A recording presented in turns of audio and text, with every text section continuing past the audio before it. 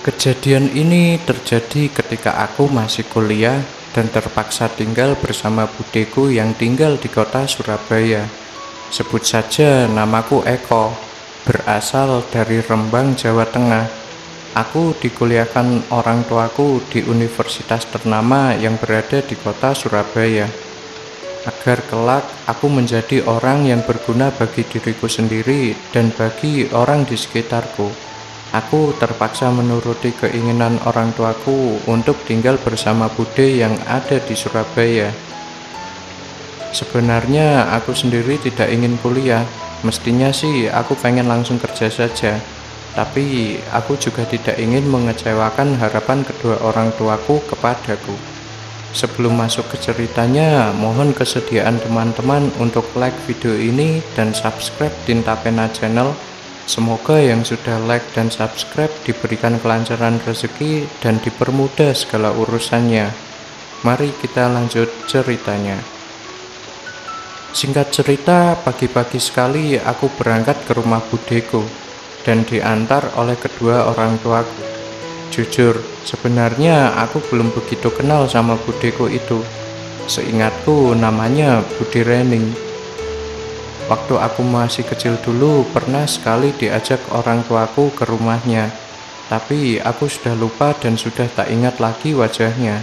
Sesampainya di sana, orang tuaku berhenti di depan rumah yang sangat besar dan mewah. Terlihat 3 mobil terparkir di garasi depan rumahnya. Wah, ternyata Bude Reni orang kaya, lebih kaya dari orang tuaku. Gumamku dalam hati. Setelah orang tuaku memencet bel rumahnya, keluarlah seorang wanita yang umurnya kira-kira 40 tahunan. Orangnya masih terlihat cantik, dengan berpakaian rapi, rambut diikat ke atas. Ya ampun, kalian toh yoga, Mbak Nur, sapa wanita itu. Iya Mbak Reni, jawab ayahku. Ternyata wanita itu adalah Bude Reni, yang berbeda dari bayanganku. Kukira orangnya galak dan jelek, malahan aslinya orangnya cantik. Bude Reni ini adalah kakak dari ayahku. Ayo masuk, ajak Bude Reni. Lalu kita semua pun masuk dan dipersilahkan duduk di kursi mewah yang bermotif ukiran. Rumah Bude Reni yang luas namun terlihat sangat sepi. Kemudian ayah dan ibuku berbincang-bincang dengan Bude Reni. Saat itu aku hanya diam dan mendengar obrolan mereka. Kemudian ayah memulai pembicaraannya soal menitipkan aku di rumah Bude Reni itu. Kemudian Bude Reni pun dengan senang hati menerimaku untuk tinggal di rumahnya. Katanya kebetulan bisa untuk menemaninya, karena suami Bude Reni itu sering keluar negeri, serta anak-anak Bude Reni juga kuliah di luar negeri. Jadi Bude Reni hanya tinggal bersama 2 pembantunya dan sopirnya, dan hanya bekerja dari pagi sampai sore saja, kemudian langsung pulang. Setelah lama mengobrol, lalu aku diantarkan ke kamar yang akan aku tempati. Di lantai atas sambil menaiki tangga, Bude Reni mengajakku ngobrol. Kamu harus betah tinggal di sini sampai kamu lulus nanti ya, ucap Bude Reni. Iya Bude, semoga saja, jawabku singkat. Dulu kamu kesini masih kecil ya, mungkin kamu sudah lupa sama Bude, ucapnya. Iya Bude. Namamu siapa? Bude lupa, maklum. Bude udah berumur hampir setengah abad. Namaku Eko Bude. Oh iya Eko, ini kamarmu ya, lengkap dengan kamar mandi dalam. Nanti kalau mau makan tinggal ke bawah saja ya. Dan nanti kalau butuh sesuatu tinggal tanya sama pembantu, ucap Bude Reni memberitahuku. Iya Bude, terima kasih, sahutku. Aku tidak banyak tanya sama Bude, karena memang aku belum terbiasa saja sama dia. Kemudian Bude Reni pamit ke bawah untuk kembali menemui ibu dan ayahku di bawah. Lalu aku merapikan barang-barangku di kamar yang sangat luas itu. Dan kebetulan kamarku terdapat teras untuk bersantai menghadap ke kolam renang. Aku bakalan betah tinggal kalau di tempat semewah ini. Lalu besoknya aku mulai mendaftarkan diri di universitas di kota Surabaya. Aku diantarkan oleh sopir Bude Reni. Namanya Pak Yudi.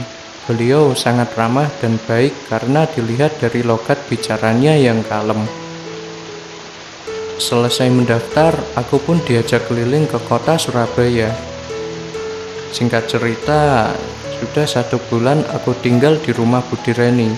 Jujur, aku merasa sangat nyaman, dan suatu hari aku dibuat kaget oleh Bude Reni. Tanpa sengaja aku melihatnya. Saat itu Bude Reni berada di dalam kamarnya dengan pintu yang sedikit terbuka.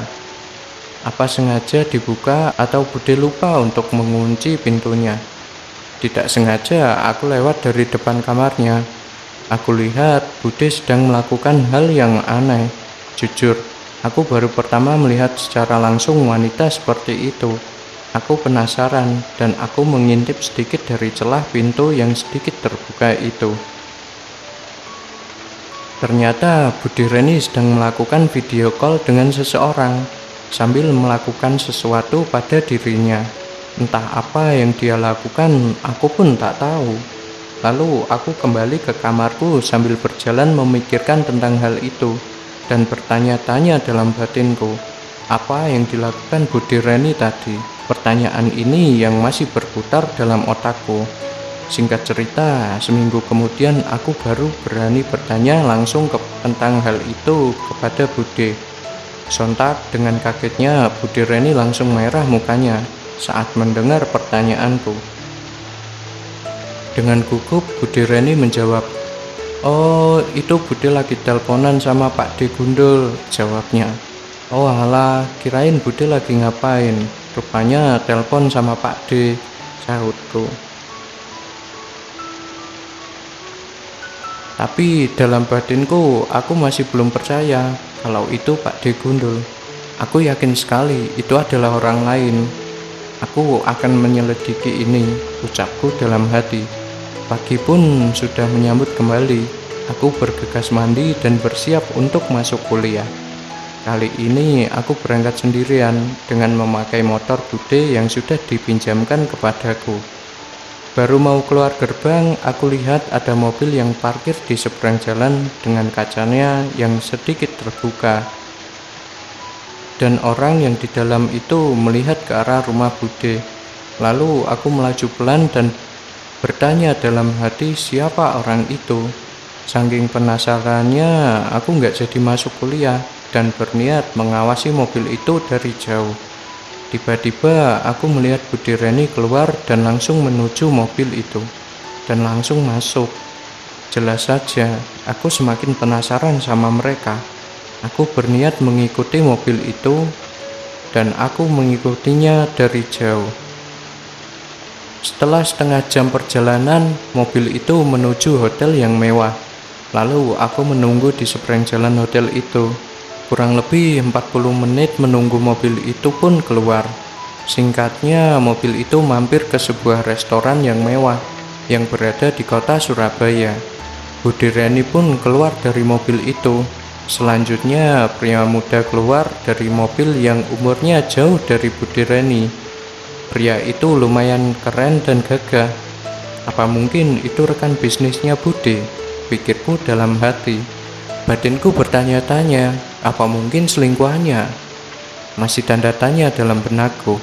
Lalu aku pun segera pulang ke rumah Bude dan tak jadi kuliah.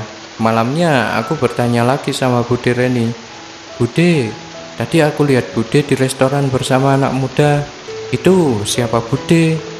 Maaf ya Bude kalau aku kepo," ucapku pada Bude Reni. "Emang kamu lihat di mana, Eko? Bude dari tadi di kantor. Mungkin salah lihat kali. Bukannya kamu tadi kuliah?" tanya Bude. Ternyata Bude ngeles dari pertanyaanku. Pasti ada sesuatu yang disembunyikan Bude, batinku. "Iya, tadi aku kuliah. Tapi cuma sebentar Bude. Jadinya aku diajak teman-temanku jalan-jalan. Tapi tadi itu mirip Bude sekali loh. Apa mungkin aku salah lihat Bude?" "Ya mungkin aja. Orang tadi Bude ada rapat di kantor. Jawab Bude semakin terlihat jelas bohongnya. Jelas aku tidak percaya sama penjelasan Bude Reni itu. Lalu aku pamit ke kamar. Setelah percakapan itu, aku pura-pura tidur cepat. Tapi sampai kamar, aku memastikan kalau Bude itu selingkuh. Pukul 12 malam, aku turun kembali menuju depan kamar Bude. Dengan pelan, aku menuju kamarnya. Dan yang terjadi, aku mendengar suara rintihan dari kamar Bude. Aku terus saja mendengar suara itu. Saking penasarannya, aku coba melihat dari jendela di atas pintu dengan memakai meja kecil. Dan apa yang aku lihat itu sama seperti waktu pertama kali aku melihat Bude. Tapi kali ini beda. Bude terlihat jelas melakukan sesuatu yang aneh bagiku. Lalu aku kembali ke kamarku lagi dan menunggu besok pagi. Semua ini harus aku bongkar. Aku tidak peduli kalau nanti Bude akan marah padaku. Dan kebetulan besoknya hari Minggu, tidak ada pelajaran kuliah. Dan Bude juga tidak masuk kantor. Aku akan menanyakan kembali tentang apa yang aku lihat kemarin. Selamat pagi Bude Reni yang cantik, sapaku pada Bude yang baru keluar dari kamarnya. Pagi juga Eko, tumben kamu sudah bangun, jawabnya. Ini kan hari Minggu Bude, mau olahraga renang, soalnya nanti mau ada ujian renang. Jadi aku mau latihan di rumah, mumpung ada kolam renangnya. Oh gitu ya, jawab Bude singkat. Hari itu Bude Reni nampak cantik sekali, walaupun baru bangun tidur. Sebelum aku mulai renang, aku langsung menanyakan hal itu pada Bude. Bude, aku mau nanya nih, Bude jawab jujur ya. Kalau Bude nggak jujur, Bude akan menyesal. Mau nanya apa sih Eko? Pagi-pagi gini udah bikin Bude penasaran aja. Iya Bude, soalnya pertanyaan ini mengganggu pikiranku. Kita ngomongnya di kamar Bude aja ya. Takut nanti Bibi mendengar obrolan kita. Lalu kami pun masuk ke kamar dan aku mulai bertanya tentang apa yang semalam Bude lakukan itu. Bude semalam ngapain? Jawab jujur Bude, karena aku melihat semuanya dari jendela. Loh, jadi kamu mengintip Bude dari jendela? Dengan wajah memerah dan malu, akhirnya Bude mengakui itu semua dengan alasan bermacam-macam. Please jangan kasih tahu siapapun tentang hal itu, Bude mohon Eko. Bude Reni mulai merayuku agar aku tidak menceritakan ke siapapun tentang hal itu. Dan aku pun bilang, oke Bude tenang saja, ini tidak ada yang tahu kok. Kamu mau minta apa saja Bude kasih kok Eko, asal kamu bisa jaga rahasia ini. Terlihat wajah Bude tanpa takut terhadapku. Bude serius mau ngasih apa saja yang aku minta, tanya aku. Iya Eko, asalkan kamu janji tidak menyebarkan ke siapapun, pintanya. Kemudian aku minta sesuatu pada Bude. Bude sontak kaget dengan permintaanku itu. Kenapa harus itu sih Eko? Tanyanya. Yang aku mau itu Bude, terserah Bude mau ngasih atau enggak. Dengan berat hati Bude Reni mengabulkan permintaanku itu. Dan semua permintaanku dituruti sama Bude Reni. Semuanya termasuk yang aneh-aneh. Maafkan Eko ya Bude, Eko gak bermaksud apa-apa. Karena sudah terlihat Bude begitu, iman Eko jadi goyah. Jadinya nggak bisa lagi kompromi, ucapku. Iya Eko, Bude yang salah. Tak seharusnya Bude lakukan itu, ucap Bude dengan nada penyesalan. Semoga teman-teman terhibur. Jangan lupa like video ini dan subscribe Tinta Pena Channel agar tidak tertinggal cerita yang lebih menarik. Terima kasih dan sampai jumpa di video berikutnya.